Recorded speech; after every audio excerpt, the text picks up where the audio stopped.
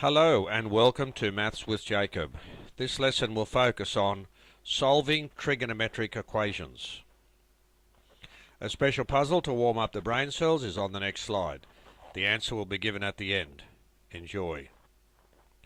What is the meaning of the following? Good luck with it and see how you go. When we solve trigonometric equations, we must know in which quadrants the unknown angles reside. There may be a number of answers that satisfy the initial equation, depending on the information supplied in the original problem. Example 1. If we're asked to solve for theta, cos theta equals a half, for theta between 0 and 90. Note that the above problem clearly stipulates that the required answer will reside in the first quadrant only. We know that cos 60 equals a half, hence theta is 60 degrees. This is the only answer because we are only looking at the first quadrant because of this information here. Example 2. Solve cos theta equals the square root of 3 on 2 for theta from 0 to 360. So we're looking at all four quadrants. Since cos is positive in the first and fourth quadrant, that is where theta resides. We know that cos to the minus 1 of root 3 on 2 is 30 degrees. Therefore theta must be 30 degrees, which is in the first quadrant, or theta is 330 degrees, which is in the fourth quadrant. Now remember, it's the angle measured from the x-axis. So the angle made by the final ray and the x-axis. So it has to be 330 degrees because the acute angle is 30 degrees. Example 3. Solve tan theta equals minus the square root of 3. So theta is from 0 to 360 again, so we're looking at the four quadrants. Since tan is negative in the second and fourth quadrant, that is where theta resides. So we know that tan to the minus 1 square root of 3 is 60 degrees. So theta must be 120 degrees because it's in the second quadrant.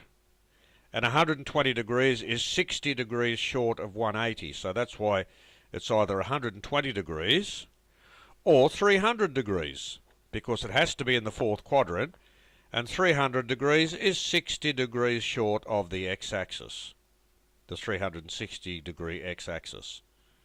So they are the two answers. Example 4, sine theta equals minus a half. Again, we're looking at the four quadrants. Since sine is negative in the third and fourth quadrants, that is where theta resides. We know that sine to the minus 1 of a half is 30 degrees. Since theta resides in the third and fourth quadrants, the value of theta are as follows. So theta is 210 because that's 30 degrees more than the 180 degree line, the x-axis. Or theta is 330.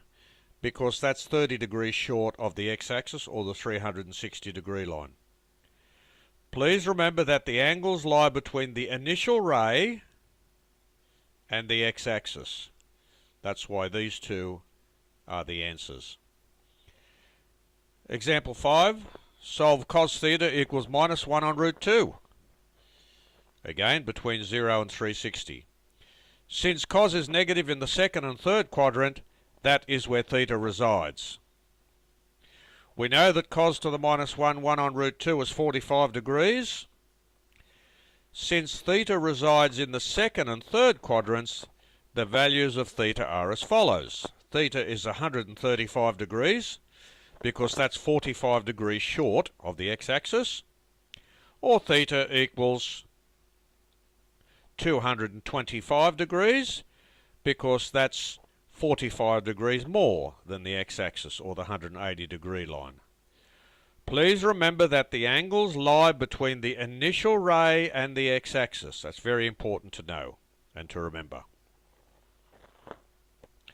Here's a quick quiz to help you. Please check through the video at any time. The answer to the puzzle: what is the meaning of the following?